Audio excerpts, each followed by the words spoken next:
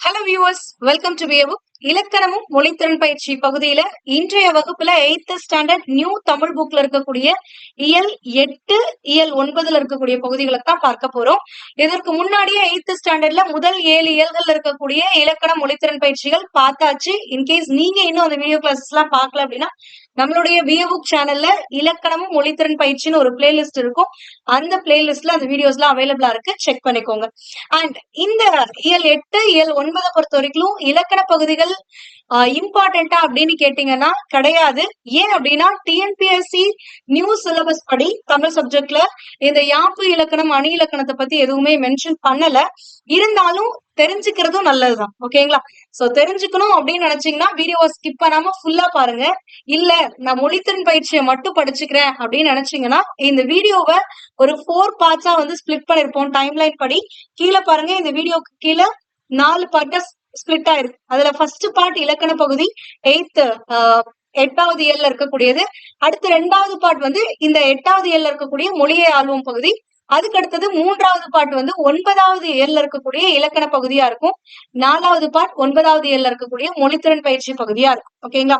So நீங்க அந்த particular பார்ட்டை மட்டும் கிளிக் பண்ணி you can watch this video. And one more thing, எனக்கு இப்படி பார்க்க தெரியல அப்படின்னா டிஸ்கிரிப்ஷன் போங்க. டிஸ்கிரிப்ஷன்ல டைம்லைன் கொடுத்திருக்கோம். அந்த டைம்லைன்ல நீங்க எதை பார்க்கணும்னு நினைக்கிறீங்களோ அதை கிளிக் பண்ணுங்க.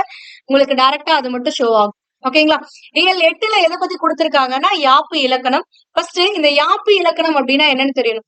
அந்த காலத்துல எல்லாம் கவிதை எழுதுறாங்க ஒரு புலவர் அப்படின்னா அவர் என்ன பண்ணுவாரு, ஒரு செயலை இப்படித்தான் இயற்றணும் அப்படின்னு சொல்லி ஒரு இலக்கணம் இருக்கும். அந்த இலக்கண முறைப்படி அதை ஃபாலோ பண்ணிதான் அந்த செயல், அந்த பாடலை, அந்த கவிதையை ஏற்றுவாரு. அப்படி ஏற்றக்கூடிய, அதாவது இலக்கண முறைப்படி இலக்கணத்திற்கு உட்பட்டு எழுதக்கூடிய கவிதைகளை தான் என்னன்னு சொல்லுவாங்கன்னா மரபு கவிதைகள் அப்படின்னு சொல்லுவாங்க. ஓகேங்களா? ஆனா இப்ப தற்போது பாத்தீங்க அப்படின்னா பாரதியார் காலத்துல இருந்தே பாத்தீங்க அப்படின்னா அந்த இலக்கண முறைப்படி எல்லாம் அமைந்திருக்காது.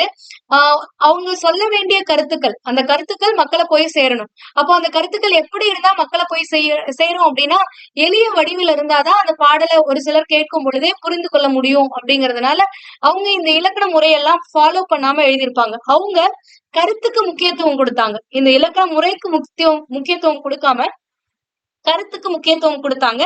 சோ அந்த மாதிரி கருத்துக்கு முக்கியத்துவம் கொடுத்து எழுதப்பட்ட கவிதைகளை தான் என்னன்னு சொல்லுவாங்கன்னா புது கவிதைகள் அப்படின்னு சொல்லுவாங்க. ஓகேங்களா? சோ இப்ப இலக்கணத்திற்கு உட்பட்டு எழுதக்கூடிய கவிதைகள் மரபு கவிதைகள்.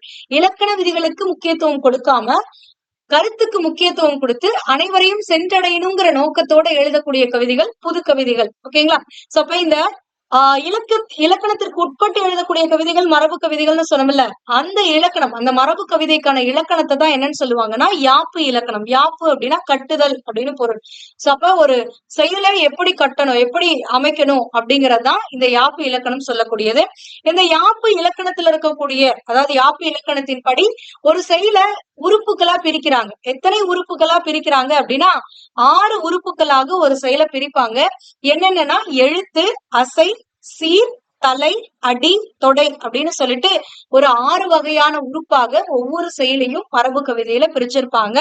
இதுல எழுத்து அப்படின்னு பாத்தீங்கன்னா, எழுத்துங்கிறது நம்ம எழுத்திலக்கணம் ஆல்ரெடி படிச்சிருக்கோம். பட் இருந்தா இங்க யாப்பிலக்கணத்தின்படி எழுத்துக்களை எத்தனையா பிரிக்கிறாங்கன்னா 3ஆ பிரிக்கிறாங்க. ஓகேங்களா? சோ என்னென்னவா அப்படின்னு பாத்தீங்கன்னா குறில் எழுத்து, நெடில் எழுத்து, ஒற்று அப்படின்னு சொல்லி 3ஆக பிரிக்கிறாங்க. மேம் இது எங்களுக்கு தெரியாதா அப்படின்னா ஜஸ்ட் ரீகால் பண்ணிக்கோங்க. இதுல ஒரே ஒரு விஷயம் மட்டும் உங்களுக்கு நிறைய பேருக்கு தெரியாது, ஒரு சிலருக்கு தெரிஞ்சிருக்கும். ஓகேங்களா? இதுல குறில் எழுத்துக்கள் அப்படின்னா உயிரெழுத்துக்கள்ல குறில் எழுத்துக்களும் இருக்கு, நெடில் எழுத்துக்களும் இருக்கு. உயிரெழுத்துக்களை பொறுத்த வரைக்கும் 5 எழுத்துக்கள் குறில் எழுத்துக்களா இருக்கும், 7 எழுத்துக்கள் உங்களுக்கு நெடில் எழுத்துக்களா இருக்கும். அதெல்லாம் நம்ம இணை எழுத்துக்கள் கான்செப்ட்ல டீட்டெயில்டா பார்த்தோம். சோ அதான் அப்ப உயிர் குறில், உயிரெழுத்துக்கள்ல இருக்கக்கூடிய குறில தான் உயிர் குறில்பாங்க. அதே உயிரெழுத்துல இருக்கக்கூடிய நெடில உயிர் நெடில்பாங்க. அடுத்து பாத்தீங்க அப்படின்னா மெய்யெழுத்து இந்த குறில் நெடில் எல்லாம் வராது. ஓகேங்களா? எல்லாமே அரை மாத்திரை அளவுலதான் ஒழிக்கும். சோ அதனால குறில் நெடில் எல்லாம் மெய்யெழுத்தை பிரிக்க மாட்டாங்க. அடுத்து உயிர்மை எழுத்துக்களை பார்க்கும் பொழுது உயிர்மை எழுத்துக்கள்லயும் குறில் எழுத்துக்கள், நெடில் எழுத்துக்கள் இருக்கா? சோ அப்போ உயிர்மை குறில் குறில் கேட்டகரியில வரும், உயிர்மை நெடில் நெடில் கேட்டகரியில வரும். அப்போ மீதி இருக்கக்கூடியது என்ன அப்படின்னு பாத்தீங்கன்னா இந்த மெய் எழுத்தும் ஆயுத எழுத்தும். இந்த 2 என்னன்னு சொல்லுவாங்கன்னா ஒற்று அப்படின்னு சொல்லுவாங்க. நம்ம பல பேர் என்ன நினைக்கிறோம் அப்படின்னா மெய்யெழுத்தான் ஒற்று அப்படின்னு சொல்லுவாங்க நினைப்போம். ஆனா ஒற்றுங்கிறது மெய்யெழுத்து பிளஸ் ஆயுத எழுத்து, அதையும் சேர்த்துக்கணும். ஓகேங்களா? இதை நோட் பண்ணிக்கோங்க. அடுத்தது அசை.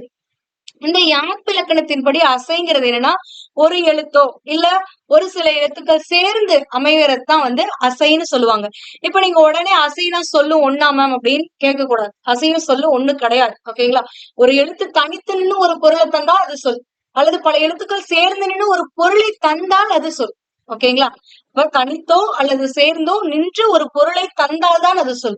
ஆனா இங்க அசைங்கிறது ஒரு எழுத்துக்கள் தனித்து நின்றும் வரலாம், அல்லது பல எழுத்துக்கள் சேர்ந்து நின்றும் வரலாம். ஆனா அது பொருள் தரணுங்கிற அவசியம் கிடையாது. ஓகேங்களா? அப்ப எழுத்துக்கள் ஒன்றோ சிலவோ சேர்ந்து அமைவதுதான் அசை. இந்த அசையை இரண்டா பிரிக்கிறாங்க, நேரசை நிறையசை அப்படின்னுட்டு. இதுல நேரசை அப்படின்னா என்னன்னா ஒரே ஒரு குறில் எழுத்து மட்டும் வந்தாலோ அல்லது ஒரே ஒரு நெடில் எழுத்து மட்டும் தனித்து வந்தாலோ அல்லது ஒரு குறில் எழுத்தோட ஒரு ஒற்றெழுத்தும் ஒரு நெடில் எழுத்தோட ஒரு ஒற்றெழுத்தும் வருது அப்படின்னா அதைத்தான் வந்து நேரசைன்னு சொல்லுவாங்க. புரியுதுங்களா? அதாவது இப்ப நாங்கிறது ஒரு குறில் எழுத்து, அப்ப நான் மட்டும் வந்துச்சு அப்படின்னா இத வந்து நேரசை அப்படின்னு சொல்லுவாங்க. இதுவே நம் அப்படின்னு பிரிக்கிறீங்க, இதுல ஒரு குறில் எழுத்து ஒரு ஒற்று இருக்கா, அப்போ ஒரு குறில் ஒரு ஒற்றுனால அது நேரசை தான். அடுத்தது ஒரே ஒரு நெடில் மட்டும் இருக்கு நான் அப்படின்னு, அப்ப இதுவும் நேரசை தான். இங்க பாருங்க ஒரு நெடில் எழுத்து ஒரு ஒற்று, அப்ப இதுவும் நேரசை தான். அப்ப ஒரு குறில் தனித்து வந்தாலோ அல்லது ஒரு நெடில் தனித்து வந்தாலோ அல்லது ஒரு குறில் பிளஸ் ஒரு ஒற்று அல்லது ஒரு நெடில் பிளஸ் ஒரு ஒற்று இந்த மாதிரி வந்துச்சு, இப்படி நீங்க அந்த பாடல்ல இருக்கக்கூடிய அந்த சொற்களை பிரிக்கிறீங்க அப்படின்னா அது எல்லாமே வந்து நேரசை அப்படின்னு அர்த்தம். ஓகேங்களா? அடுத்தது இரண்டு குறில் எழுத்துக்கள் சேர்ந்து வந்துச்சுனாலோ அல்லது இரண்டு குறில் எழுத்துக்களோட ஒரு ஒற்று சேர்ந்து வந்தாலோ அல்லது ஒரு குறில் எழுத்து ஒரு நெடில் எழுத்து சேர்ந்து வந்தாலோ அல்லது ஒரு குறில் ஒரு நெடில் ஒற்று சேர்ந்து வந்தாலோ அது என்னன்னு சொல்லுவாங்கன்னா நிறையசை அப்படின்னு சொல்லுவாங்க. எடுத்துக்காட்டா கடை அப்படின்றது இருக்கு. கடை அப்படிங்கறதுல ரெண்டுமே குறில் எழுத்து தான். அப்ப இரண்டு குறில் எழுத்துக்கள் வந்தாலும் அது நிறைசைதான். அதுவே ரெண்டு குறில் எழுத்துக்களோட ஒரு ஒற்று சேர்ந்து வந்தாலும் இந்த மூணு சேர்த்து என்னன்னு சொல்லுவாங்கன்னா நிறையசைன்னு சொல்லுவாங்க. இதுவே ஒரு குறில் ஒரு நெடில் அப்படின்னு வந்தாலும் அது நிறையசைதான். இல்ல ஒரு குறில் ஒரு நெடில் ஒரு ஒற்று இந்த மூணுமே வந்துச்சு அப்படின்னா அதுவும் நிறையசைதான். புரியுதுங்களா? சோ இவ்வளவுதான் அசை அப்படிங்கிறது. அடுத்து சீர். சீர் பொறுத்த வரைக்கும் ஒரு அசையோ அப்படியே எடுத்துக்கோங்க. இதுக்கு அடுத்து அப்படியே கண்டினியூவா போச்சுன்னா எழுத்துக்கள் சேர்ந்து வந்தது தனித்தோ சேர்ந்து வருது அசைனுமா, அப்ப அந்த அசைகள் தனித்தோ அல்லது சேர்ந்தோ வருவதுதான் வந்து என்னன்னு சொல்லுவாங்கன்னா சீர் அப்படின்னு சொல்லுவாங்க. அப்போ ஒரு சீரோ ஒரு அசையோ அதாவது ஒரே ஒரு அசையோ அல்லது ஒன்றுக்கு மேற்பட்ட அசைகளோ சேர்ந்து வருவதுதான் சீர்னு சொல்லுவாங்க. புரியுதுங்களா? அதாவது இங்க என்ன சொன்னோம், எழுத்துன்னு சொன்னோம். அடுத்ததுல அசையும் போது என்னன்னு சொன்னோம், ஒரு எழுத்து தனித்து வந்தாலும் சரி அல்லது பல எழுத்துக்கள் சேர்ந்து வந்தாலும் சரி அது அசை. அப்ப அடுத்தது ஒரு அசை தனித்து வந்தாலோ அல்லது பல அசைகள் சேர்ந்து வந்தாலோ அதை என்னன்னு சொல்லுவாங்க அப்படின்னா சீர்னு சொல்லுவாங்க. சீர்களை 4 வகையா பிரிக்கிறாங்க. ஓரசை சீர், ஈரசை சீர், மூவசை சீர், நாலசை சீர் அப்படின்னு சொல்லி 4 வகையா பிரிக்கிறாங்க. இதுல இந்த ஓரசை சீர் அப்படிங்கிறது தான் இந்த நேரசை நிறையசை இதெல்லாமே ஓரசை சீர்கள். ஈரசை சீர் அப்படின்னா இந்த மாச்சீர் விளச்சீர் அப்படிங்கறதெல்லாம் ஈரசை சீர்கள். அதாவது நேர் நேர் தேமா நிறை நேர் புளிமா அதெல்லாம் வருது இல்ல, நேர் நிறை கோவிலம் நிறை நேர் அந்த எல்லாம் வருது இல்ல, சோ அதெல்லாம் வந்துட்டு ஈரசை சீர்னு சொல்லுவாங்க. ஓகேங்களா? அப்ப மாச்சீர் விளச்சீர் வந்துட்டு ஈரசை சீர். இதுவே நேர் நேர் நேர் தேமாங்காய் அப்படின்னு பிரிப்போமா? அடுத்தது நேர் நேர் நிறை தேமாங்கனி அப்படின்றமல்ல, அப்ப காய்ச்சீர் கனிச்சீர் எல்லாமே மூவசை சீர்னு சொல்லுவாங்க. இதுவே நாலசை சீர் அப்படிங்கிறது என்னன்னா நேர் நேர் நேர் நேர் அப்படின்னு 4 வாட்டி வந்துச்சுன்னா அதை வந்து தேமான் தன் பூ அப்படின்னு சொல்லுவாங்க. தேமான் தன் பூ அதெல்லாம் நம்மளுக்கு நம்ம படிச்சிருக்க மாட்டோம். 12th வரைக்குமே நம்மளுக்கு இந்த நாலசை சீர்லாம் வந்திருக்காது. ஓகேங்களா? சோ இந்த மாதிரி வந்துச்சுன்னா நாலசை சீர்னு சொல்லுவாங்க. அப்ப சீர் என்பது ஒரு அசையோ அல்லது பல அசைகள் சேர்ந்து வருவதைத்தான் சீர் அப்படின்னு சொல்லுவாங்க. சீரை 4ஆக பிரிப்பாங்க. ஓரசை சீர்னா நேரசை நிறையசை. ஈரசை சீர் அப்படின்னா மாச்சீர் அல்லது விளச்சீர். அடுத்தது மூவசை சீர் அப்படின்னா காய்ச்சீர் அல்லது கனிச்சீர். அடுத்தது நாலசை சீர் அப்படிங்கும் பொழுது இந்த தேமான் தன்பூ அப்படின்னு வரும். ஓகேங்களா? சோ அந்த இதுதான். அடுத்தது தலை. இதே மாதிரிதான். இப்போ சீரை வச்சுக்கோங்க. சீர்ல சொல்லுங்க தலை அப்படிங்கும் போது சீர்கள் ஒன்றோடு ஒன்று பொருந்துவதைத்தான் என்னன்னு சொல்லுவாங்கன்னா தலை அப்படின்னு சொல்லுவாங்க. இதுல என்னன்னா முதல் சீருடைய இறுதியில் வரும் சீரின் முதலில் வரும் அசைகள் எவ்வகை அசைகள் என்பதன் அடிப்படையில் தலைகள் 7 வகைப்படும். அதாவது முதல் சீருடைய இறுதியில வரக்கூடிய அசைய வச்சும் அதே மாதிரி அடுத்து வரக்கூடிய சீருடைய முதல்ல இருக்கக்கூடிய அசைய வச்சும் இந்த தலையை 7 வகையா பிரிப்பாங்க. என்னன்னு புரியல தானே? இப்போ ஒரு சொல் இருக்கு, இத 2ஆ பிரிக்கிறேன். ஃபர்ஸ்ட் நேர் நேர்னு வருது. நேர் நேர்னா என்னன்னு வரும்? தேமான்னு வருதுன்னு வச்சுக்கோங்களேன். அடுத்து ஒரு சொல் இருக்கு, அதை நான் 3ஆ பிரிக்கிறேன். இதை பிரிக்கும் போது நேர் நேர் நேர்னு வருது. நேர் நேர் நேர் என்ன வரும்? தேமாங்காய்னு வருமா? சோ இப்போ இந்த சீரோட இறுதி அசை என்னது? நேரசை. அடுத்தது இந்த சீரோட முதல் அசை என்னது? நேரசை. சோ நேர் நேர் வந்துச்சா? இதுவே சம்டைம்ஸ் இங்க நேர் இருக்கும், இங்க நிறை இருக்கும், இங்க நிறை இருக்கும், இங்க நேர் இருக்கும். சோ இந்த மாதிரிலாம் வந்துச்சு அப்படின்னா அதை பொறுத்து வந்து இங்க எத்தனையா பிரிக்கிறாங்க அப்படின்னா 7 வகையா தலையை பிரிக்கிறாங்க. ஓகேங்களா? அப்ப முதல் சீரின் இறுதியிலும் வரும் சீரினுடைய முதல் சீருடைய இறுதியிலும் வரும் சீரோட அதுக்கு அடுத்து வரக்கூடிய சீருடைய முதலிலும் இருக்கக்கூடிய அசைகளை வைத்து எவ்வசைகள் என்பதனை வைத்து தலைகள் 7 வகைப்படும். என்னென்ன தலைகள் அப்படின்னா ஆசிரியர் தலை, வெண்டலை, கழித்தலை, ஒன்றிய வஞ்சித்தலை, ஒன்றாத வஞ்சித்தலை, நிறையொன்று ஆசிரியர் தலை, நேரொன்று ஆசிரியர் தலை அப்படின்னு சொல்லி தலையானது 7 வகைப்படும். ஜஸ்ட் தெரிஞ்சுக்கோங்க, இப்பெல்லாம் ஒரு விஷயம் இருக்கு அப்படின்னு. ஓகேங்களா? அடுத்தது அடி. அடிங்கிறது என்னன்னா 2 அல்லது 2க்கு மேற்பட்ட சீர்கள் அமைவதுதான் ஒரு அடி அப்படின்னு சொல்லுவாங்க. இந்த அடி வந்து 5 வகைப்படும். குரலடி, சிந்தடி, அளவடி, நெடிலடி, களி நெடிலடி அப்படின்னு சொல்லி 5 வகைப்படும். ஓகேங்களா? அடுத்தது என்ன அப்படின்னு பாத்தீங்கன்னா தொடை. இப்ப நம்ம என்னென்ன பார்த்திருக்கோம்? எழுத்து, அசை, சீர், அதுக்கடுத்தது தலை, அடி பார்த்தோமா? அடுத்தது நம்ம பார்க்கக்கூடியது தொடை. இந்த தொடை அப்படிங்கும் பொழுது செயல்ல ஓசை இன்பத்திற்காகவோ அல்லது பொருள் இன்பத்திற்காகவோ, அதாவது ஓசை இன்பம் வரணும், இல்லைன்னா பொருள் இன்பம் வரணும். அந்த மாதிரி இன்பம் தோன்றும் வகையில சீர்களுக்கு இடையிலோ அல்லது அடிகளுக்கு இடையிலோ அமையும் ஒற்றுமைதான் தொடை அப்படின்றாங்க. அதாவது இது என்ன அப்படின்னா, இப்போ முதல் அடியில முதல் சீரும், 2வது அடியில அந்த முதல் சீரும் ஒரே மாதிரி ரைமிங்கா வரும்னு சொல்லுவோம்ல. இன்னும் எதுக்கு போட்டு பேசுற அப்படிங்கிறமில்ல, அந்த மாதிரி அந்த இலக்கியமானது ஒரு ரைமிங்கா வரும். அந்த ரைமிங்கா வர்றதுதான் இங்க என்னன்னு சொல்றாங்கன்னா தொடை அப்படின்னு சொல்றாங்க. சோ அந்த ரைமிங் அப்படிங்கிறது ஒண்ணு ஓசை இன்பத்திற்காக வரலாம், இல்லைன்னா பொருள் இன்பம் தோன்றுற மாதிரி வரலாம். சோ இந்த மாதிரி வரக்கூடியது இது எங்க வரும் அப்படின்னா ஒரு சீர்களுக்கு இடையிலேயோ அல்லது அடிகளுக்கு இடையிலேயே அமையக்கூடிய அந்த ஒற்றுமையைத்தான் என்னன்னு சொல்றாங்கன்னா தொடை. இந்த தொடை வந்து 8 வகைப்படும். முதல்ல மோனை தொடை. மோனை தொடை அப்படின்னா முதல் எழுத்து ஒன்றி வருவது. இப்ப முதல் அடியில முதல் எழுத்தும் 2வது அடியில முதல் எழுத்து ஒன்றி வந்துச்சு அப்படின்னா அதை மோனை தொடை அப்படிம்பாங்க. இதுவே முதல் அடியில 2வது எழுத்தும் 2வது அடியில 2வது எழுத்தும் ஒன்றி வந்துச்சுன்னா அது எதுகை தொடை அப்படின்னு சொல்லுவாங்க. இதுவே ஒரு அடியுடைய இறுதி எழுத்தோ அல்லது இறுதி ஓசையோ, அதாவது ஒரு அடியில இருக்கக்கூடிய இறுதி எழுத்தும் அடுத்த அடியில இருக்கக்கூடிய இறுதி எழுத்தும் ஒரே மாதிரி வருது அப்படின்னாலோ, இல்ல இதோடைய ஓசையும் சொல்லும் போது ஒரு மாதிரி சிமிலரா வந்துச்சு அப்படின்னா அது வந்து என்னன்னு சொல்லுவாங்கன்னா இயல்பு தொடை அப்படின்னு சொல்லுவாங்க. அடுத்தது 4வதா என்னன்னு பாத்தீங்கன்னா அந்தாதி தொடை. இந்த அந்தாதி தொடை அப்படிங்கிறது ஒரு பாடலுடைய இறுதிச்சி, அதாவது அந்தம் ஆதின்னு பிரிப்பாங்க. அந்தம்னா முடிவு, ஓகேங்களா? ஆதினா என்னது? தொடக்கம். அப்போ ஒரு லைனோடைய அந்தம் அடுத்த லைனோட ஆதியா அமைந்து வர்றதுதான். அப்போ ஒரு அடியில இங்க என்ன சொல் கொண்டு முடியுதோ, இப்ப தேன் இங்க முடியுதுன்னா அடுத்தடி தேன்லயே ஸ்டார்ட் ஆகும். ஓகேங்களா?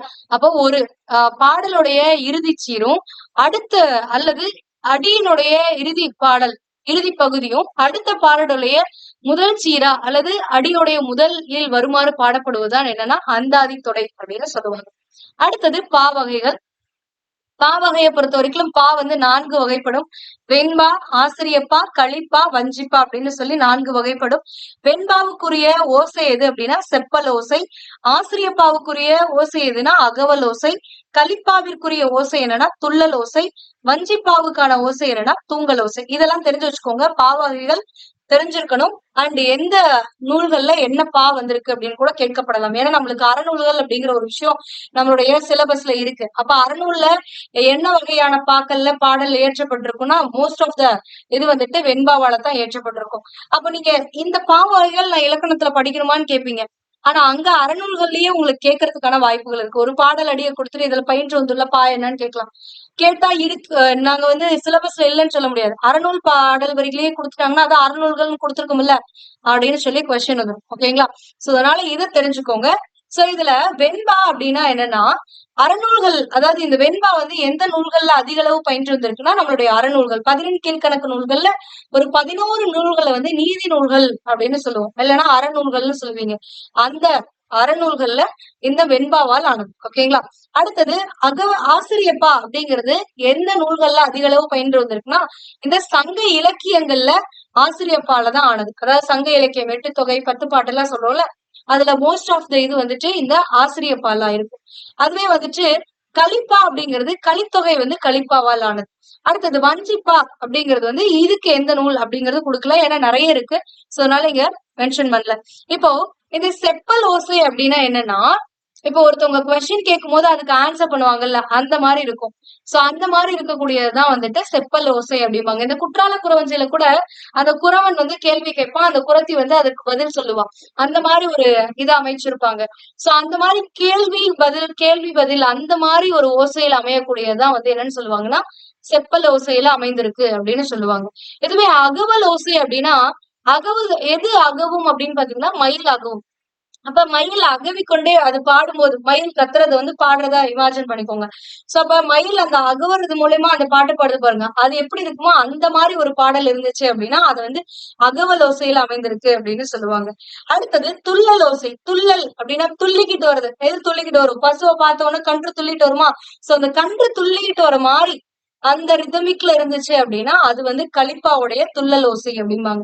இதுவே தூங்கல் ஓசைன்னா தூக்கம் வர மாதிரி. எப்ப தூங்குவோம்? நல்லா ஊஞ்சல்ல போட்டு ஆட்டும் போது எப்படி தூக்கம் வரும், அந்த மாதிரி பாடுறோம் அப்படின்னா, அதாவது தாலாட்டு பாடுற மாதிரி ஒரு மாதிரி ரைமிங்கா தூக்கம் வர மாதிரி பாடுறீங்கல்ல, சோ அந்த ஓசையில் அமையக்கூடியதுதான் தூங்கல் ஓசை அப்படின்னு சொல்லுவாங்க. புரியுதுங்களா? சோ அப்ப யாப்பு இலக்கணத்துடைய உறுப்புகள் 6. எழுத்து, அசை, சீர், தலை, அடி, தொடை. இதுல எழுத்துனா குறில், நெடில், ஒற்று 3ஆ பிரிக்கிறாங்க. அசை, நேரசை, நிறையசைன்னு 2ஆ பிரிக்கிறாங்க. சீருங்கிறது 4ஆ பிரிக்கிறாங்க. ஓரசை, ஈரசை, மூவசை, நாலசைன்னு. அடுத்தது தலையை 7ஆ பிரிக்கிறாங்க.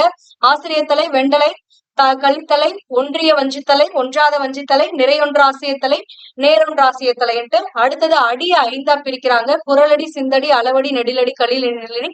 அடுத்தது தொடைய 8ஆ பிரிக்கிறாங்க. சொல்ல மறந்துட்டேன் பாருங்க, இங்க 4 தொடை தான் உங்களுக்கு கொடுத்திருக்காங்க. மோனை, எதுகை, ஏய்வு, அந்தாதி.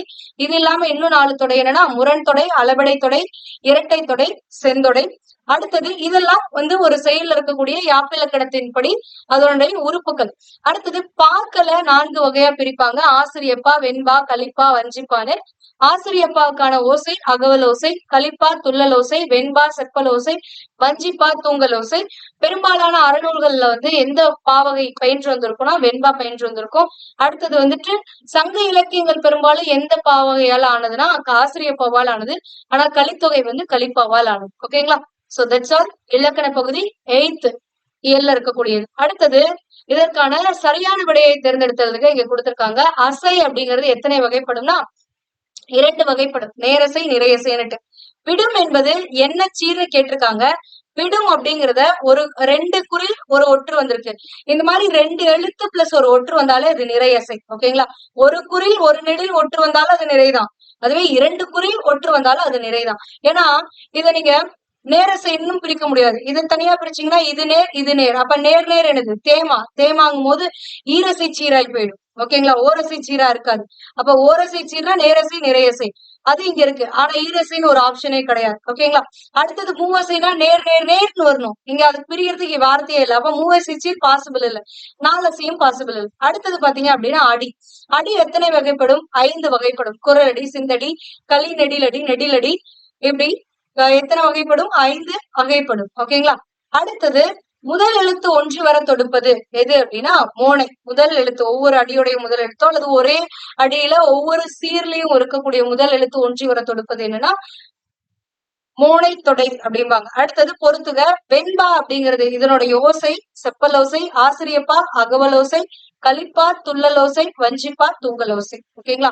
அடுத்து நம்ம பார்க்கக்கூடியது மொழியை ஆள்வோம் பகுதி. இந்த இயல் 8 பொறுத்த வரைக்கும் நம்மளுக்கு மொழியை ஆள்வோம் பகுதியில பெருசா ஒண்ணும் கொடுக்கல. பட் ஆனா இங்க கொடுத்திருக்கக்கூடிய இந்த 2 தொடர்களை ஒரே தொடராக்குக பகுதி வந்து நம்மளுக்கு டிஎன்பிஎஸ்சில கேட்டிருக்காங்க. ஓகேங்களா? சரியான இணைப்பு சொல்லை கொண்டு 2 தொடர்களை ஒரே தொடராக மாற்றுங்க அப்படின்னு சொல்லிட்டு கொடுப்பாங்க. சோ அதற்காக இந்த பகுதியை நம்ம படிச்சுக்கணும். இங்க எடுத்துக்காட்டா கொடுத்திருக்காங்க. முத்து நன்கு படித்தான், இது ஒரு தொடர். முத்து வாழ்வில் உயர்ந்தான், இது ஒரு தொடர். இப்ப இந்த 2 தொடரையும் இணைக்கணும். எப்படி இணைக்கலாம்? ஆள் அப்படிங்கிற ஒரு உருவை பயன்படுத்தி இணைக்கலாம். எப்படி? முத்து நன்கு படித்ததால் வாழ்வில் உயர்ந்தான் அப்படின்னு சொல்லலாம். ஓகேங்களா? அடுத்தது இது வந்து ப்ரீவியஸ் இயர்ல உங்களுக்கு டிஎன்பிஎஸ்சில கேட்கப்பட்ட கொஸ்டின். மழை நன்கு பெய்தது, எங்களால் விளையாட முடியவில்லை. இது எப்படி இணைக்கலாம்? மழை நன்கு பெய்ததால் எங்களால் விளையாட முடியவில்லை அப்படின்னு பிரிக்கலாம். அடுத்தது எனக்கு பால் வேண்டும், எனக்கு பழம் வேண்டும் அப்படின்றோம். சோ இந்த ரெண்டு தொடரையும் ஒன்னா மாத்தணும் அப்படின்னா எனக்கு பாலும் பழமும் வேண்டும். அப்ப அப்படிங்கிற அந்த உருவை சேர்த்து எழுதணும் அப்படிங்கும் போது இந்த இடத்துல ஒரே தொடரா மாறிடும். அடுத்து என்ன கொடுத்திருக்காங்க? திருமூலர் 63 நாயன்மார்களில் ஒருவராக கருதப்படுபவர். அவர் 11 சித்தர்களில் ஒருவராகவும் கருதப்படுபவர் அப்படின்றோம். அப்ப இதை எப்படி சொல்லலாம்? திருமூலர் 63 நாயன்மார்களில் ஒருவராகவும் 11 சித்தர்களில் ஒருவராகவும் கருதப்படுபவர் அப்படின்னு சொல்லாம இந்த வாட்டி 2 வாட்டி வராம ஜஸ்ட் ஒரே வாட்டி முடிச்சுக்கணும். அடுத்தது அறநெறிகளை கூறும் நூல்களை கற்க வேண்டும், அவை கூறும் கருத்துக்களை பின்பற்ற வேண்டும். அப்ப இதுல என்ன சொல்லலாம்? அறநெறிகள் கூறும் நூல்களை கற்கவும் அவை கூறும் கருத்துக்களை பின்பற்றவும் வேண்டும் அப்படின்னு சொல்லலாம். அடுத்தது குணங்குடி மஸ்தான் சாஹிப்பு எக்கால கன்னி நூலை இயற்றியுள்ளார், நந்தீஸ்வர கன்னி நூலை இயற்றியுள்ளார். அப்ப இவரே தானே 2 நூலையும் இயற்றியுள்ளார். அப்ப எப்படி எழுதலாம்? குணங்குடி மஸ்தான் சாஹிப்பு எக்கால கன்னி நந்தீஸ்வர கன்னி ஆகிய நூல்களை இயற்றியுள்ளார் அப்படின்னு எழுதலாம். ஓகேங்களா? அடுத்து அறிந்து பயன்படுத்துவோம், பின்வரும் பத்தியை படித்து வினாக்களுக்கு விடை எழுதுக அப்படின்றாங்க. இங்க ஒரு பத்தி கொடுத்திருக்காங்க. இந்த பத்தியை படிச்சுட்டு இங்க கொடுத்திருக்க 5 வினாக்களுக்கு விடை எழுதணும். இது நீங்க படிச்சு பார்த்துட்டு எழுதுங்க. இதுல என்ன அப்படின்னா இந்த மாதிரி நம்மளுக்கு டிஎன்பிஎஸ்சில கேட்பாங்கன்னா கேட்க மாட்டாங்க, ஒரு வார்த்தையில பதில் அமைகிற மாதிரி கேட்பாங்க. ஆனா இங்க கேட்டிருக்கக்கூடிய எல்லா கேள்விகளும் வந்து 2 லைன்ல 3 லைன்ஸ்ல வந்துட்டு ஆன்சர் பண்ற மாதிரி இருக்கு. ஓகேங்களா? பட் இதற்கான பிடிஎஃப் நான் வந்து உங்களுக்கு டெலிகிராம்ல கொடுக்குறேன். அந்த பிடிஎஃப் டவுன்லோட் பண்ணிட்டு அதுல செக் பண்ணி பாருங்க. இங்க உங்களுக்கு ஆன்சரும் நான் மார்க் பண்ணிருக்கேன். இப்போ சாலை விதிகளுக்கு உட்பட்டு வாகனம் ஓட்டும் முறைகளை அறிந்து வாகனங்களை இயக்கினால் விபத்துக்களை தவிர்க்கலாம் அப்படிங்கிறது முதல் லைன். இப்போ இதே வந்து கேள்வியா இங்க கேட்டிருக்காங்க பாருங்க, விபத்துக்களை எவ்வாறு தவிர்க்கலாம்? சாலை விதிகளுக்கு உட்பட்டு வாகனத்தை ஓட்டும் முறைகளை அறிந்து வாகனங்களை இயக்கினால் விபத்துக்களை தவிர்க்கலாம். அவ்வளவுதான். சோ இந்த மாதிரி பத்திய படிச்சுட்டு அப்படியே கனெக்ட் ஆகுற மாதிரி இருக்கும். ஓகேங்களா? அடுத்தது மொழியோடு விளையாடு பகுதி. இந்த மொழியோடு விளையாடு பகுதியில படத்தை பார்த்து எழுதுகன்னு கொடுத்திருக்காங்க. இது வந்து ஜஸ்ட் இந்த மாதிரி எல்லாம் வேர்ட்ஸ் இருக்கு, இந்த மாதிரி எல்லாம் கம்பைன் பண்ண முடியும், புணர்ச்சி விதியில பயன்படுத்த முடியுங்கிறதுக்காக இதை பார்த்துக்கோங்க. இப்ப ஓரெழுத்து ஒரு மொழி, ஓரெழுத்து சொல். இதை பார்க்கும் பொழுது ஆங்கிறது ஓரெழுத்து, அடுத்தது இங்க பூங்கிறது ஒரு எழுத்து, அடுத்தது 2 எழுத்து சொல். இந்த படத்துல இருந்து எதை சொல்லலாம்? கால், வால், பல், இதெல்லாம் சொல்லலாம். ஓகேங்களா? அடுத்தது இந்த படத்துல அப்படிங்கும் போது வாழை இங்க தெரியுதா? அப்ப வாழைன்னு எழுதலாம். அடுத்தது 3 எழுத்து சொல். இங்க யார் இருக்கா? கன்று இருக்கா? அப்ப கன்று 3 எழுத்து. எங்க பழம், வாழை பழம் இருக்கா? மேல பழத்து இருக்கா? அப்ப பழம். அடுத்தது 4 எழுத்து சொற்கள். இங்க என்ன இருக்கு? புற்கள் இருக்கா? புல் இருக்கா? புல் கூட்டல் கல், புற்கள்னு வந்துடும். அப்ப இது இங்க அப்படிங்கும் போது 4 எழுத்து சொல்லும் போது வாழைப்பூ, வா லை இப்பு பூ, இதை சேர்த்து வாழையின் பூ அப்படிங்கும்போது இப்பு வரும். ஓகேங்களா? அடுத்தது 5 எழுத்து சொல் அப்படிங்கும் போது கொம்புகள். இங்க வந்து என்ன இருக்கு? 2 கொம்பு இருக்கா? அப்ப கொம்புகள் அப்படின்னு சொல்லாமா? 2 கொம்புன்னு சொல்லணும், இல்லைன்னா கொம்புகள்னு சொல்லலாம். அடுத்தது இங்க என்ன இருக்கு? கன்று, சின்ன சின்ன கன்று, வாழைக்கன்று இருக்கா? அத கன்றுகள் அப்படின்னு சொல்லியிருக்காங்க. அடுத்தது மொழி கலை சொற்கள் அறிவோம். கலை சொற்கள் அறிவோம்ல ஃபர்ஸ்ட் நம்மளுக்கு என்ன கொடுத்திருக்காங்கன்னா சேரிட்டி. சேரிட்டினா தொண்டு அப்படின்னு பொருள். ஓகேங்களா? இதுவே செயின்ட் அப்படின்னா ஞானி. இது வந்து ப்ரீவியஸ் இயர்ல உங்களுக்கு கேட்கப்பட்டது. அதே மாதிரி இந்த பிலாசபி, இது அடிக்கடி கேட்கக்கூடிய ஒன்று. பிலாசபி அப்படின்னா தத்துவம் அப்படின்னு பொருள். இன்டெகிரிட்டி, இது நிறைய பேர் தப்பு பண்றது. இன்டெகிரிட்டினா ஒருமைப்பாடுன்னு நினைச்சுக்கிறீங்க, இன்டெகிரிட்டினா நேர்மை. ஓகேங்களா? சோ இன்டெகிரிட்டி அப்படின்னா ஒன்றுபடுத்துதல் அப்படின்னு பொருள் இல்ல, நேர்மைன்னு பொருள். அடுத்தது ரேஷனல், இது வந்து ப்ரீவியஸ் இயர்ல கேட்கப்பட்ட ஒரு கேள்வி. ரேஷனல் சீர்திருத்தம், இது ரெண்டுமே கேட்டிருக்காங்க. ரேஷனல்னா பகுத்தறிவு, ரீஃபார்ம்னா சீர்திருத்தம். சோ இந்த 4ம் ப்ரீவியஸ் இயர்ல கேட்டிருக்காங்க, அதனால செக் பண்ணிக்கோங்க. அதாவது செயின்ட்னா ஞானி, பிலாசபினா தத்துவம், ரேஷனல்னா பகுத்தறிவு, ரீஃபார்ம்னா சீர்திருத்தம், இன்டெகிரிட்டினா நேர்மை, சேரிட்டினா தொண்டு. ஓகேங்களா? அடுத்து நம்ம பார்க்கக்கூடியது எது அப்படின்னு பாத்தீங்கன்னா இயல் 9ல கொடுத்திருக்கக்கூடிய இலக்கண பகுதி. இது அணி இலக்கணம். நான் முன்னாடி சொன்னதான் இப்ப இலக்கண பகுதி ஸ்டார்ட் ஆக போகுது. இது 3rd part of this video. So நீங்க கீழே இருக்கக்கூடிய டைம் லைன்ல 3rd பார்ட் இது வரும். 4th பார்ட் மொழியை ஆல்பம் 9th யூனிட்ல இருக்கக்கூடியது இருக்கும். சோ அதனால in case if you don't want to watch this particular part, you can skip this part and you can move to the next part. Okay? So அணி இலக்கணம் 9வது இயல். இப்போ அணி இலக்கணத்தை பத்தி நம்ம ஆல்ரெடி 7th ஸ்டாண்டர்ட்லயே பார்த்தாச்சு. ஓமை அணினா என்ன, இல்பொருள் ஓமை அணினா என்ன, ஏகதேச உருவக அணினா என்ன, உருவக அணினா என்ன, இப்ப எடுத்துக்காட்டு ஓமை அணினா என்ன, இந்த மாதிரி பல அணிகளை பத்தி நம்ம ஆல்ரெடி பார்த்துட்டோம். சோ இந்த பர்டிகுலர் பார்ட்ல உங்களுக்கு 3 அணிகளை பத்தி கொடுத்திருக்காங்க. ஒண்ணு பிரிது மொழிதல் அணி, இன்னொன்னு வேற்றுமை அணி, அடுத்து உங்களுக்கு கொடுத்திருக்கக்கூடியது இரட்டுற மொழிதல் அணி கொடுத்திருக்காங்க. ஓகேங்களா? சோ இதுல ஃபர்ஸ்ட் இந்த பிரிது மொழிதல் அணி அப்படின்னா என்னன்றத பாக்கலாம். அணிங்கிறது என்னன்னு எல்லாருக்குமே ஞாபகம் இருக்கா? 7த்லயே பார்த்திருக்கோம். அணினா என்னன்னு பொருள். அலகுன்னு ஒரு பொருள் இருக்கு. அடுத்தது அணிகலன்கள்னு ஒரு பொருள் இருக்கு. ஓகேங்களா? இதுவே அணின்னு இன்னொரு பொருள் இருக்கு. அதாவது தமிழ்நாடு அணி வெற்றி பெற்றது ஒரு குழு அப்படின்ற பொருளும் வரும். ஓகேங்களா? சோ இதுல இது இரு பொருள் தருகல இந்த அழகு அணிகலன்கிற பொருளோட அடிக்கடி டிஎன்பிஎஸ்சில கேட்டிருக்காங்க தகுதி தேர்வுகள்ல. அதனால அதை நோட் பண்ணிக்கோங்க. அணி அப்படிங்கிறது இந்த இடத்துல அழகு அப்படிங்கிற பொருள்ல வருது. இப்போ அணினா அழகுபடுத்துதல் அப்படின்னு பொருள். அப்போ ஒரு இலக்கியத்தை எப்படி அழகுபடுத்தலாம்? சொற்களால் அழகுபடுத்தலாம், இல்லைன்னா பொருட்களால் அழகுபடுத்தலாம். அப்போ ஒரு செயலை எப்படி சொல்லாலையும் பொருளாலையும் அழகுபடுத்தலாம் அப்படின்னு சொல்லக்கூடியதுதான் இந்த அணி இலக்கணம். ஓகேங்களா? அடுத்தது இதுல பிரிது மொழிதல் அணி அப்படின்னா என்னன்னா, ஃபர்ஸ்ட் இங்க கொடுத்திருக்கக்கூடிய பேசேஜ படிங்க, டக்குன்னு புரிஞ்சிடும். ஓகேங்களா? மலையப்பன் சிறந்த உழைப்பாளி, ஆனால் தனது உடல் நலத்தில் அக்கறை காட்ட மாட்டான், அதனால் அடிக்கடி நோய்வாய்ப்படுவான். ஒருமுறை நோயுற்றிருந்த அவனை பார்க்க வந்த அவனது உறவினர் ஒருவர், தம்பி, சுவர் இருந்தால் தான் சித்திரம் வரைய முடியும், இதை நன்கு புரிந்து கொள் அப்படின்னு சொல்றாரு. அதாவது தம்பி, சுவர் இருந்தாதான் சித்திரம் வரைய முடியும், சுவரே இல்லைன்னா என்ன பண்ண முடியாது, சித்திரம் வர முடியாது அப்படின்றாங்க. உடனே மலையப்பன் என்ன சொல்றான்னா, எனக்கு இப்போதுதான் புரிகிறது, இனி நான் உடல் நலத்தில் போதிய அக்கறை செலுத்துவேன் அப்படின்றான். சோ இவன் சொன்னதுக்கும் அவங்க சொன்னதுக்கும் என்ன சம்பந்தம் இருக்கு அப்படின்னு பாத்தீங்கன்னா, அவரு இன்டைரக்டா ஒரு விஷயத்த சொல்றாரு. அதாவது சுவர் இருந்தால்தான் சித்திரம் வரைய முடியும், சுவர் இல்லைன்னா உன்னால என்ன பண்ண முடியாது, சித்திரம் வரைய முடியாது. அப்ப உடல் நலம் நல்லா இருந்தாதான், அதாவது உடல் ஆரோக்கியமா இருந்தாதான் உன்னால உழைக்க முடியும். உடல் ஆரோக்கியமா இல்லைன்னா என்ன பண்ண முடியாது, உன்னால உழைக்க முடியாது, வாழ்க்கையில முன்னேற முடியாது. அப்ப ஃபர்ஸ்ட் நீ என்ன பண்ணும், உடல் நலத்துல அக்கறை காட்டணும் அப்படிங்கறத அவரு சொல்லாம ஒரு ஓமையால மட்டும் சொல்லிட்டாரு. இந்த மாதிரி தான் சொல்ல வந்த கருத்தை ஓமையால் மட்டும் சொல்லிவிட்டு அதை கேட்பவருக்கு அதனுடைய பொருளை உணர வைப்பது. ஓமை மட்டும்தான் இவங்க சொல்லுவாங்க, ஆனா அதோட பொருள் இன்னொருத்தவங்களுக்கு புரிஞ்சிடும். அந்த மாதிரி சொல்லக்கூடியதுதான் என்னன்னு சொல்லுவாங்கன்னா பிரிது மொழிதல் அணி அப்படிம்பாங்க.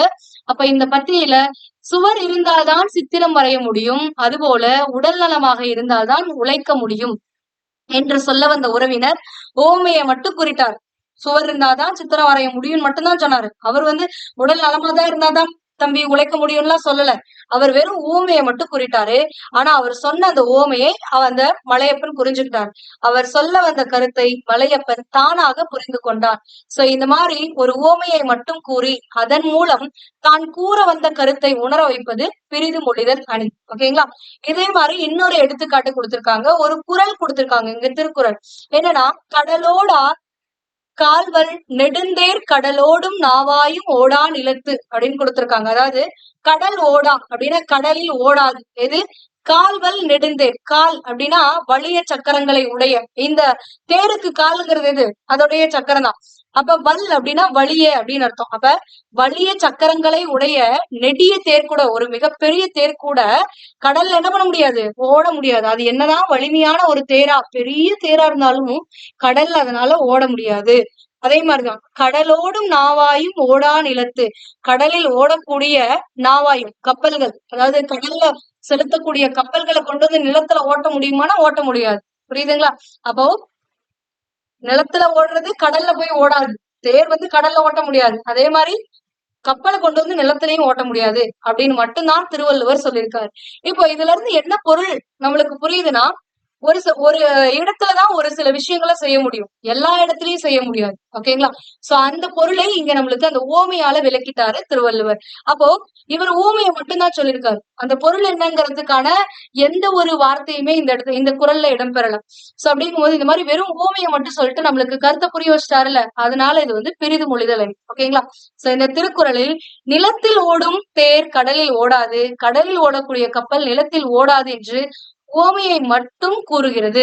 இதன் மூலம் ஒவ்வொருவரும் தமக்கு உரிய இடத்தில் வெற்றி பெற முடியும், தமக்கு பொருத்தம் இல்லாத இடத்தில் வெற்றி பெறுதல் இயலாது அப்படிங்கிற கருத்தை உணர்ந்து கொள்கிறோம் அப்படிங்கிறாங்க. அதாவது நம்மளுக்கு ஒரு ஒரு பர்டிகுலர் பிளேஸ் இருக்கு, அங்க மட்டும்தான் நம்ம நம்மளுடைய ஆட்டத்தை காட்ட முடியும்.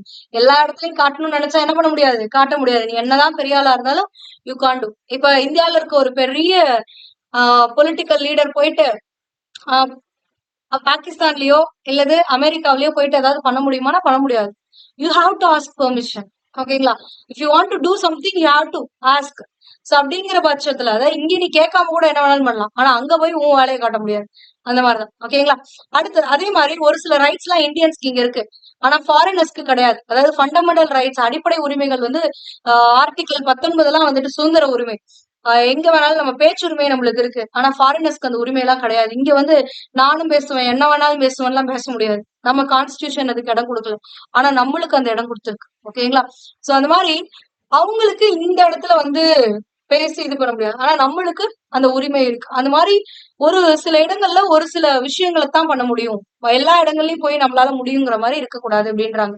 சோ அப்ப இந்த குறள்ல வெறும் ஊமையை மட்டும் சொல்லிட்டாங்க, அதுல இருந்து நம்ம பொருளை புரிஞ்சுக்கிட்டோம்.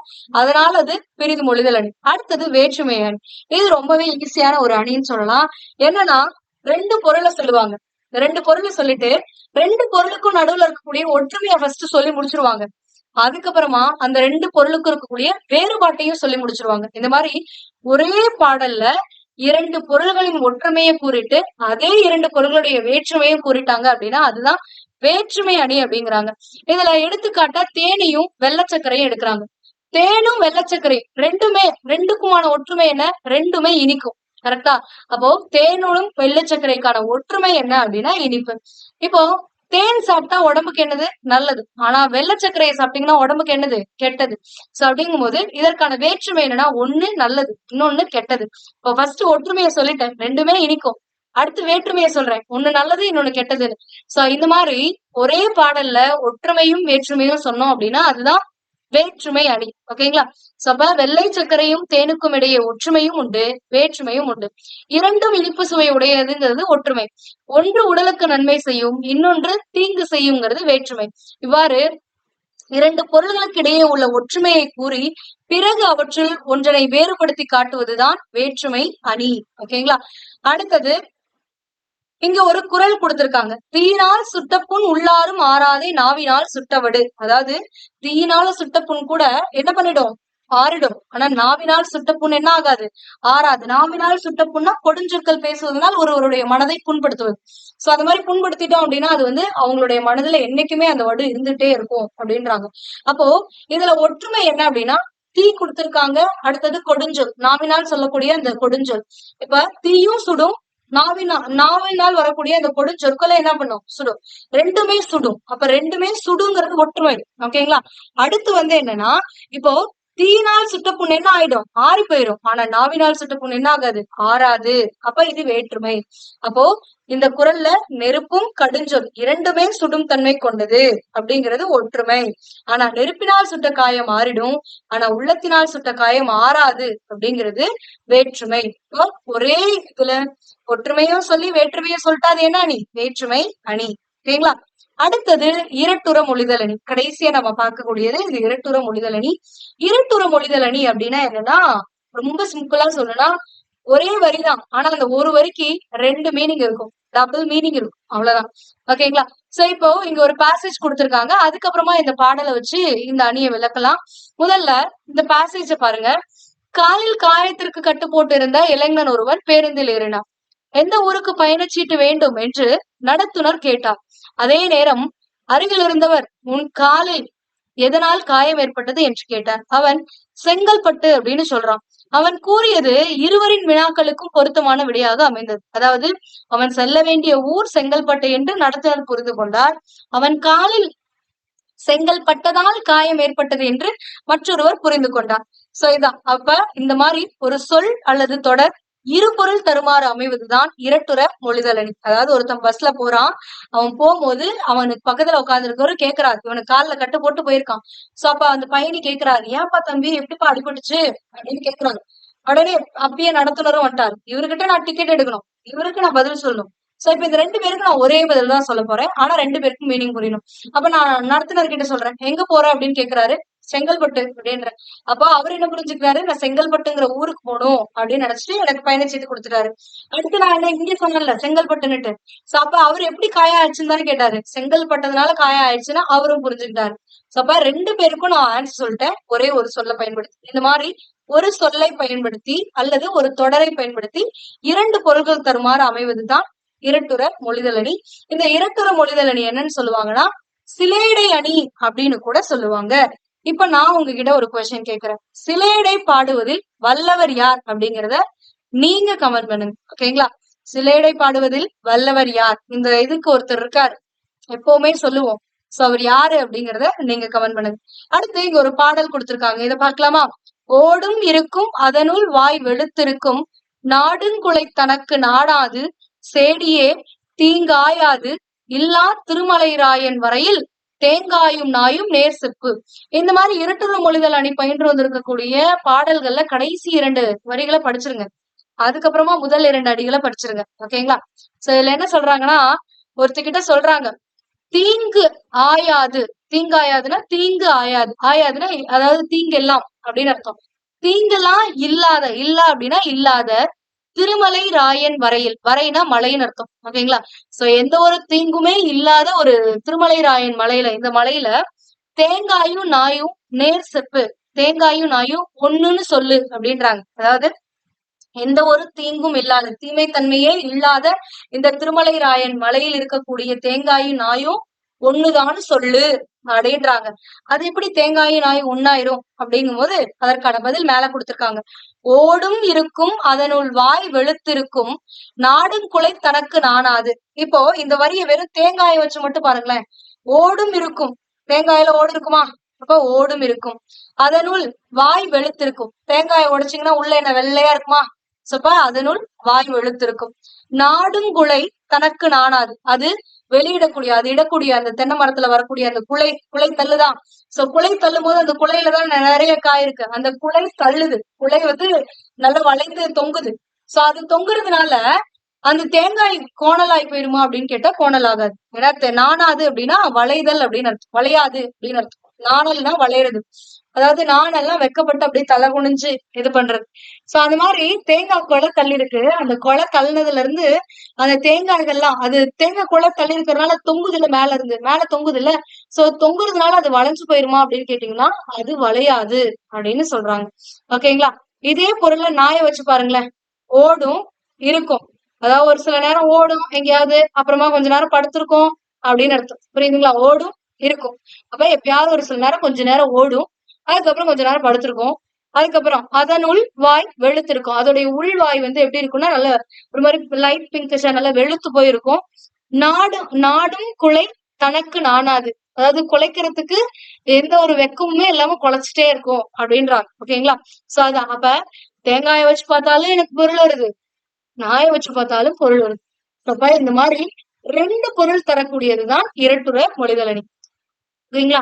சோ இப்பாடலில் பொருள் தேங்காய் நாய் ஆகிய 2ற்கும் பொருந்துவதாக அமைந்துள்ளது. தேங்காயில் ஓடு இருக்கும், தேங்காயின் உட்பகுதி வெண்மை நிறத்தில் இருக்கும். தேங்காய் கோணல் இல்லாமல் குலையாக தொங்கும், அதாவது தேங்காய் குலையா தொங்குனா கூட அது தொங்குது மேல இருந்து. சோ தொங்குறதுனால கூட அது வளைஞ்சு போகாமல் கோணல் இல்லாம நேராத்தான் இருக்கும் அப்படின்றாங்க. ஓகேங்களா? அடுத்தது, நாய் சில சமயம் ஓடிக்கொண்டிருக்கும், சில சமயம் ஒரு இடத்துல படுத்திருக்கும், அதோடைய உள்பகுதி வெண்மையாக இருக்கும், குறைப்பதற்கு வெக்கமே படாது. ஓகேங்களா? சோ இவ்வாறு இப்பாடல் 2 பொருள் தரும்படி பாடப்பட்டதால் இது இரட்டுற மொழிதல் அணி ஆகும். புரியுதுங்களா? சோ இவ்வளவுதான். சோ 3 அணிகள் பார்த்திருக்கோம். 1 பிரிது மொழிதல் அணி, அதாவது ஒரு உவமை சொல்லிட்டு உவமையை மட்டும் தான் சொல்லுவோம், ஆனா அதுக்கான பொருள் என்னங்கிறது கேட்கிறவருக்கு புரியும். சோ அந்த மாதிரி இருந்தா அது பிரிது மொழிதல் அணி. அதுவே வேற்றுமை அணி அப்படின்னா ஒரே இதுல 2 பொருளுக்கான ஒற்றுமையா சொல்லிட்டு வேற்றுமையா சொல்லியிருப்போம், அந்த மாதிரி சொன்னா அது வேற்றுமை அணி. அதுவே இரட்டுற மொழிதல் அணி அப்படின்னா 2 பொருள் படுமாறு ஒரு பாடல் ஏற்றக்கூடியதுதான் இரட்டுற மொழிதல் அணி. ஓகேங்களா? சோ அடுத்தது சரியான விடையை தேர்ந்தெடுத்துள்ளதுக. பிரிது மொழிதல் அணியில் டாஷ் மட்டும் இடம்பெறும் அப்படின்னா ஓமை மட்டும் இடம்பெறும். 2 பொருள்களுக்கு இடையே உள்ள ஒற்றுமையும் வேற்றுமையும் கூறுவது எதுனா வேற்றுமை அணி. ஒரே செயலை இருபொருள் படும்படி பாடுவது எதுனா இரட்டுற மொழிதல் அணி. இரட்டுற மொழிதல் அணியோட வேறு பெயர் என்ன அப்படின்னா சிலேடை அணி. ஓகேங்களா? So that's all. அப்ப 9வது பகுதியில 9வது இயல்ல இருக்கக்கூடிய இலக்கண பகுதியை முடிச்சாச்சு.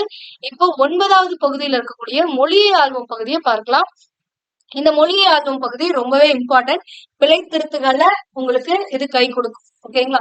இது என்னங்கிறத கிளியரா புரிஞ்சுக்கோங்க. நிறைய பேர் மிஸ்கன்செப்ஷன் பண்ணிக்கிறீங்க. சோ அந்த இதெல்லாம் பண்ணாம கரெக்டா கிளியரா புரிஞ்சுக்கோங்க. ஓகேங்களா? இங்க தாம் தான் அப்படிங்கறத எப்படி பயன்படுத்தணும், அதாவது எப்ப தான் பயன்படுத்தணும் எப்ப தாம் பயன்படுத்தணும் அப்படிங்கறத எடுத்து சொல்லியிருக்காங்க. நம்ம எல்லாம் எப்ப எதுக்கு எடுத்தாலும் அப்படியே பெரிய இது மாதிரி தாம் போட்டு பயன்படுத்துவோம், பேசுவோம். தான்னு சொல்றதை விட தாம் தான் அதிகமா பேசுவோம். சோ அந்த மாதிரி பயன்படுத்தக்கூடாது. எங்க எதை பயன்படுத்தணும் அப்படின்னு சொல்லி ஒரு வரையறை இருக்கிறது. இப்ப எப்படி அல்ல அப்படிங்கிறது வந்து எல்லா இடத்துலயும் பயன்படுத்தக்கூடாது. ஒரு சில இடத்துல அன்றுன்னு பயன்படுத்தணும், ஒரு சில இடத்துல அல்லேன்னு பயன்படுத்தணும், ஒரு சில இடத்துல அல்லேன், அல்லல், அல்லீர், அல்லோம் இந்த மாதிரி எல்லாம் பயன்படுத்தணும்.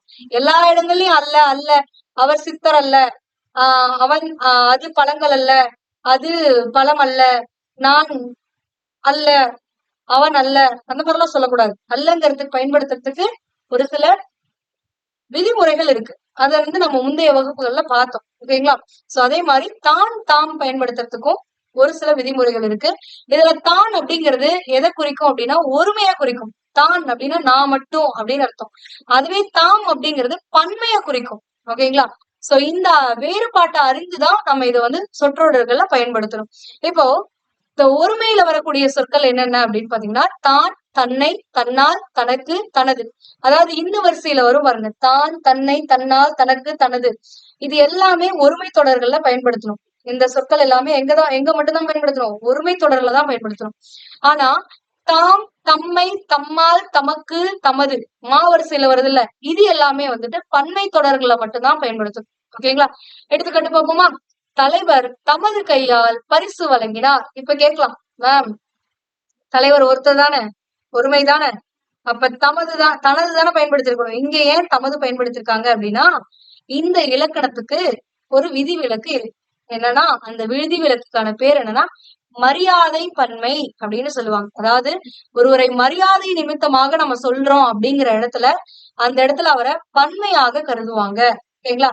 சோ ஒரு மரியாதையோட ஒருத்தங்களை குறிக்கிறோம் அப்படிங்கிற இடத்துல நம்ம பன்மை இதைத்தான் எடுத்துக்கணும். அந்த பன்மை தான் மரியாதை பன்மை அப்படின்னு சொல்லுவாங்க. இங்கு தலைவர் அப்படிங்கிறது ஒருவரை குறித்தால் கூட அது ஒருமையாகவே இருந்தாலும் கூட மரியாதை நிமித்தமாக அது பன்மையாக கருதப்பட்டு தலைவர் தமது கையால், அப்ப பன்மைக்கான இது என்னது, தமது கையால் பரிசு வழங்கினார் அப்படின்னு சொல்லணும். இதுல இன்னொன்னும் பண்ணலாம்.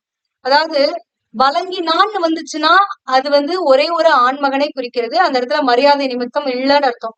அப்ப ஆண் அப்படின்னு வருது, வழங்கினான் அப்படின்னு வந்துச்சுன்னா இங்க தனதுன்னு போட்டுக்கணும்.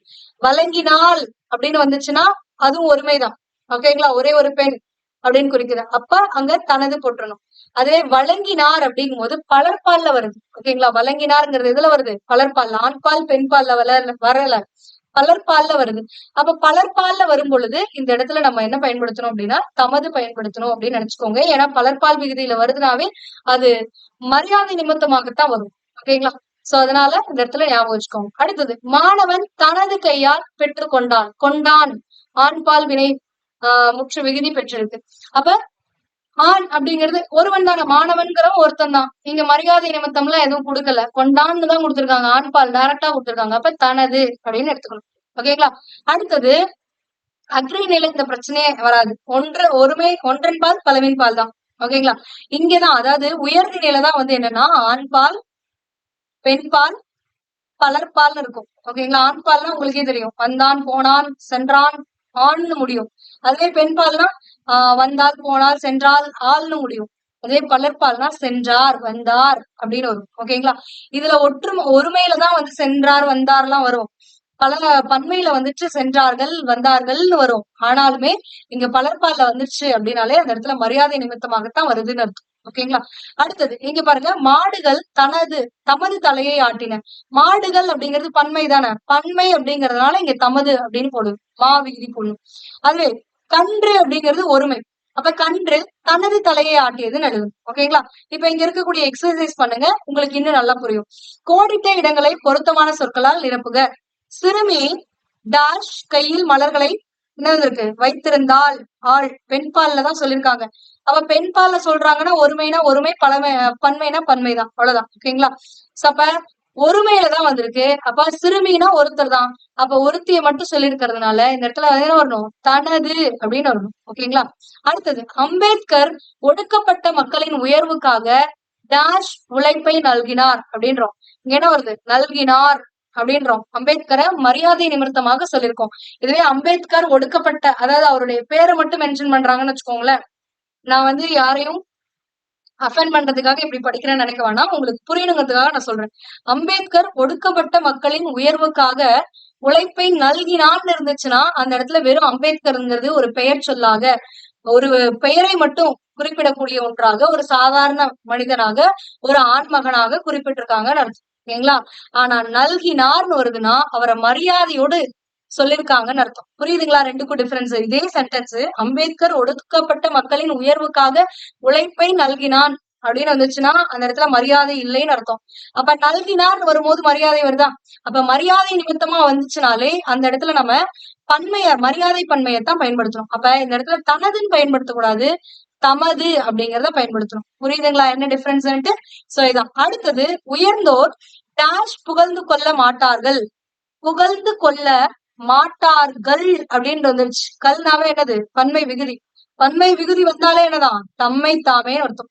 அப்ப உயர்ந்தோர் தம்மை தாமே புகழ்ந்து கொள்ள மாட்டார்கள். மாட்டார் வந்தாலும் இங்க தம்மை தாமேன்னு தான் வரும். ஓகேங்களா? ஏன்னா உயர்ந்தோர் தம்மை தாமே புகழ்ந்து கொள்ள மாட்டான்னு வந்துச்சுன்னா அங்க மரியாதை இல்லை. ஆனா மாட்டார் அப்படிங்கும் போது மரியாதை நிமித்தமாக சொல்லப்பட்டிருக்கு அப்படின்னு எடுத்துக்கணும். ஓகேங்களா? அடுத்தது, இவை டேஷ் எனக்கு பிடித்த நூல்கள். நூல்கள் பன்மை தானே அப்படின்னு நினைக்கலாம். ஆனா இந்த இடத்துல இங்க இருக்கக்கூடியதையும் பார்க்கணும். இவை அப்படின்ட்டாங்க. அப்ப இவை அப்படிங்கும் போது இதுனா ஒருமை, அதுனா ஒருமை, இவை அவை அப்படின்னா பன்மை. ஓகேங்களா? இது அதுனா ஒன்னே ஒன்ன குறிக்கிறோம், ஒன்றன் பால் அர்த்தம். அதுவே இவை அவை அப்படின்னா பலவின் பால் அர்த்தம். அப்ப இவைங்கிறது பன்மை, பன்மைங்கிறதுனால இங்க தாம்னு வரணும். அப்ப இவைதாம் எனக்கு பிடித்த நூல்கள் அப்படின்னு எடுக்கணும். அடுத்தது, குழந்தைகள் பன்மை வந்து ஆட்டோமேட்டிக்கா இன்வரிசைதான். அப்ப குழந்தைகள் தம்மால் என்ற உதவிகளை பிறருக்கு செய்கின்றனர் அப்படின்னு வந்தது. ஓகேங்களா? அடுத்தது, தொடரில் உள்ள பிழைகளை திருத்தி எழுதுக.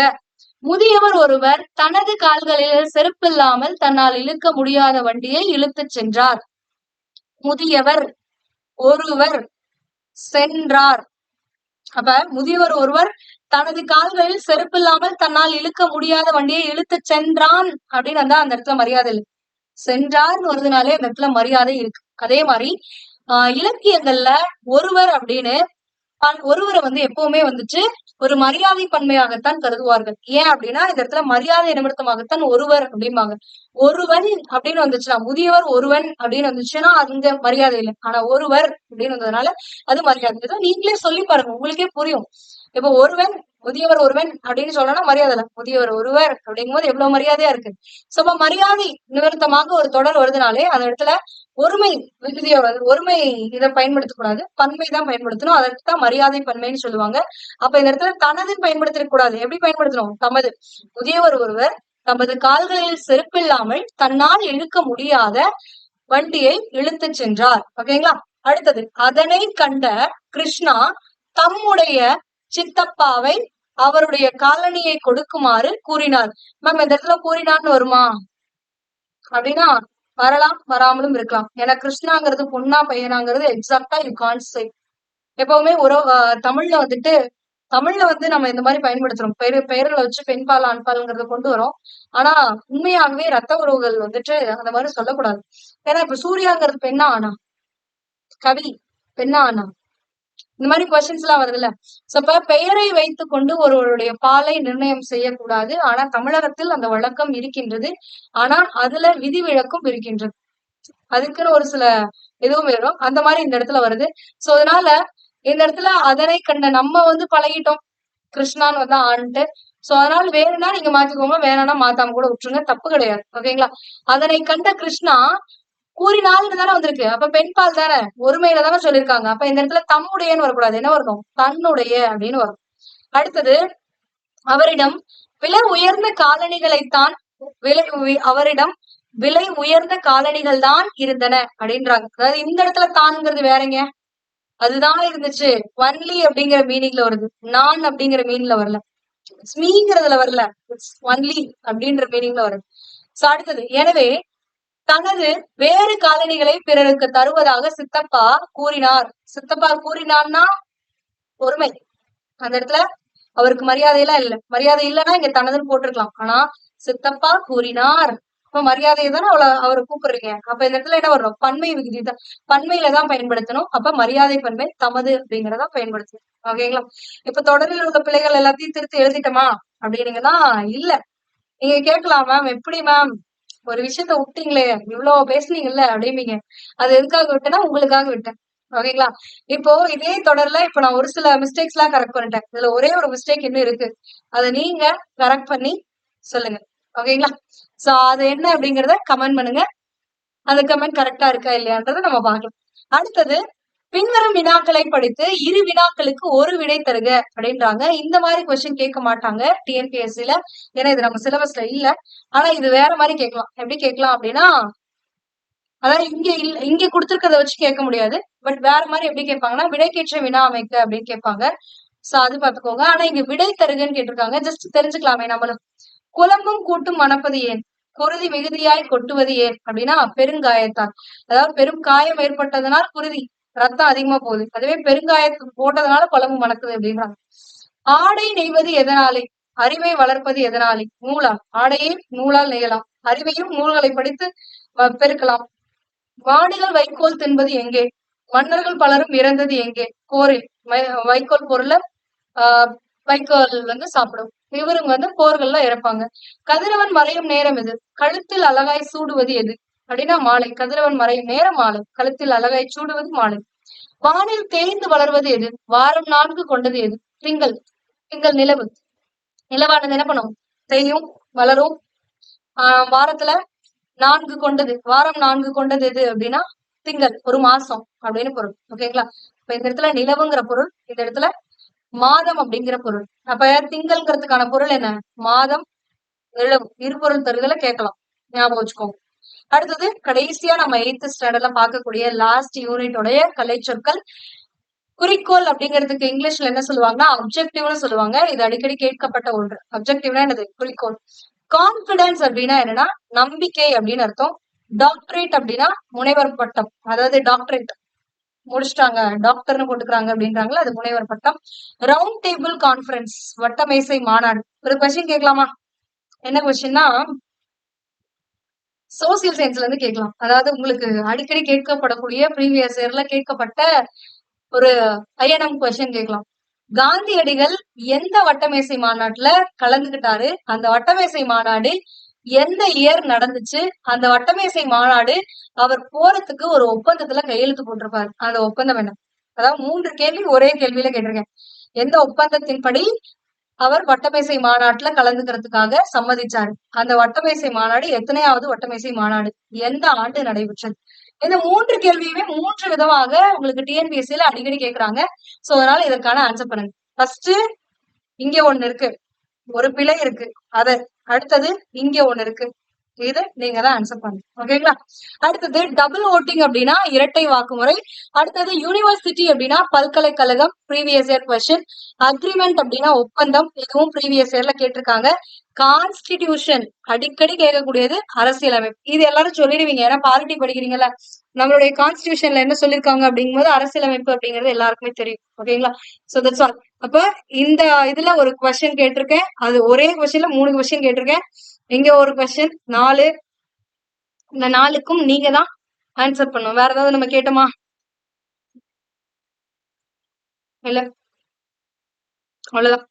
இந்த 4னுக்கும் நீங்க கமெண்ட்ல உங்களுடைய ஆன்சர்ஸ சொல்லுங்க. அண்ட் நம்ம ஆல்ரெடி 6th இருக்கக்கூடிய இயல் 1, sorry 6th term 1, term 2, term 3, மொத்தமா இதுல ஒரு 9 இயல்கள். அடுத்தது 7th டேர்ம் 1, டேர்ம் 2, டேர்ம் 3, ஒவ்வொரு டேர்ம்லயும் 3 அவ மொத்தமா இங்க ஒரு 9 இயல்கள். அடுத்தது 8th மொத்தமா ஒரு 9 இயல்கள் பார்த்தாச்சு. அப்ப 27 இயல்கள் நம்ம தமிழ்ல முடிச்சிட்டோம். இந்த 27 இயல்கள் இருக்கக்கூடிய இலக்கணம், அடுத்தது மொழித்திறன் பயிற்சி, மொழியை ஆள்வோம், மொழியோடு விளையாடு எல்லாம் பார்த்தாச்சு. இதை பார்த்தாலே உங்களுக்கு எக்ஸாம்ல அந்த 85 ஸ்கோர் பண்றது ரொம்ப ஈஸியா இருக்கும். ஓகேங்களா? சோ இதற்கான இந்த 27 வீடியோ கிளாஸஸ்மே எங்க இருக்கு? 27 வீடியோ கிளாஸஸ் இல்ல. இதுல 6th ஒரு 3 வீடியோ கிளாஸ் வந்துச்சு. 7th ஒரு 3. அதாவது term 1, term 2, term 3 3 class. 7th term 1, term 2, term 3 3 class. 8th term 1 to 3 வரைக்கும் ஒரு கிளாஸ். அடுத்தது 4 மட்டும் ஒரு கிளாஸ். அடுத்தது 5, 6, 7 எல்லாம் ஒரு கிளாஸ். இப்போ 8, 9 ஒரு கிளாஸ். இப்போ 8th ஒரு 4 வீடியோ கிளாஸஸ் வந்திருக்கு. 7th ஒரு 3, இதுல ஒரு 3. ஓகேங்களா? மொத்தமா 10 கிளாஸ் வந்து அப்லோட் பண்ணிருக்கோம். 10 கிளாஸஸ் வந்து நம்மளுடைய பிஏஓக் யூடியூப் சேனல்ல இலக்கணமும் ஒளித்திறன் பயிற்சி அப்படிங்கிற பிளேலிஸ்ட்ல அப்லோட் பண்ணிருக்கோம். அதை செக் பண்ணிக்கோங்க. அதுலதான் இந்த 85+ நீங்க ஸ்கோர் பண்றதுக்கான கண்டென்ட் இருக்கு. ஓகேங்களா? அண்ட் இன்னொரு விஷயம், இதுல இந்த 8th வந்துட்டு 5, 6, 7க்கு வீடியோ கிளாஸ் கொடுத்தோம்ல, இதுல இந்த 6th, 7th யூனிட்ல இலக்கண பகுதிகள் நம்ம ஆல்ரெடி பார்த்துட்டோம். அதனால இந்த வீடியோ கிளாஸ்ல உங்களுக்கு வந்திருக்காது. அதாவது வல்லின மிகுமிடம் மிகா இடங்கள் அப்படிங்கிறது வந்துட்டு சந்திப்பிழை அப்படிங்கிற தலைப்பின் கீழே நம்ம ஆல்ரெடி பார்த்தாச்சு. ஓகேங்களா? இதுக்கான வீடியோ வந்து இந்த இலக்கணம் மொழித்திறன் பயிற்சி பிளேலிஸ்ட்ல இருக்காது. இது வந்து நம்மளுடைய சேனல்ல TNPSC 2025 new syllabus based Tamil வகுப்புகள் அப்படின்னு இருக்கும். அந்த பிளேலிஸ்ட்ல சந்திப்பிழை அப்படிங்கிற தலைப்பின் கீழே இந்த வல்லின மிகும் மிகா இடங்களுக்கான இலக்கண பகுதி எக்ஸ்பிளனேஷன் இருக்கு. ஓகேங்களா? அதுக்கு அடுத்தது இயல் 7க்கு பார்த்தாச்சா? இயல் 6ல இருக்கக்கூடிய புணர்ச்சி விதிகள் இந்த பகுதியும் வந்துட்டு நம்ம ஆல்ரெடி ஸ்டார்ட் பண்ணும்போதே இதுதான் ஸ்டார்ட் பண்ணோம். ஏன்னா this is the basic for பிரித்தெழுதுக சேர்த்தெழுதுக. சோ அதனால அந்த பகுதியில நம்ம இதை பத்தி பார்த்திருக்கோம். ஓகேங்களா? சோ இந்த புணர்ச்சி விதிகளுமே நம்ம வந்துட்டு ஆல்ரெடி படிச்சிருக்கோம். சோ 8th ஸ்டாண்டர்ட் புணர்ச்சி விதிகள் அப்படின்னு சொல்லிட்டு அதே TNPSC 2025 new syllabus based Tamil வகுப்புகள்ங்கிற பிளேலிஸ்ட்ல இருக்கும். இலக்கணம் மொழித்திறன் பயிற்சி பிளேலிஸ்ட் வேற, இந்த பிளேலிஸ்ட் வேற. ஓகேங்களா? இங்க இல்லைன்னா இங்க தேடுங்க, அவ்வளவுதான். சோ ஒட்டுமொத்த கண்டென்ட் கண்டிப்பா நம்ம சேனல்ல அவைலபிளா இருக்கும் தமிழுக்கு. சோ அடுத்த வகுப்புல 9th ஸ்டாண்டர்ட்ல இருக்கக்கூடிய இலக்கணம் மொழித்திறன் பயிற்சியோட பார்க்கலாம். கண்டிப்பா இந்த வீடியோ கிளாஸஸ் எல்லாமே உங்களுடைய டிஎன்பிஎஸ்சி சக்சஸ்ல ஒரு பார்ட்டா இருக்கும் அப்படின்னு நான் நம்புறேன். இதே மாதிரி உங்களுக்கும் தோணுச்சு அப்படின்னா நீங்க படிக்கிறதோட மட்டும் இல்லாம உங்களுடைய ஃப்ரெண்ட்ஸ்க்கும் ஷேர் பண்ணுங்க, அவங்களும் பயன்பெறட்டும். For more videos, stay tuned with us. Thank you.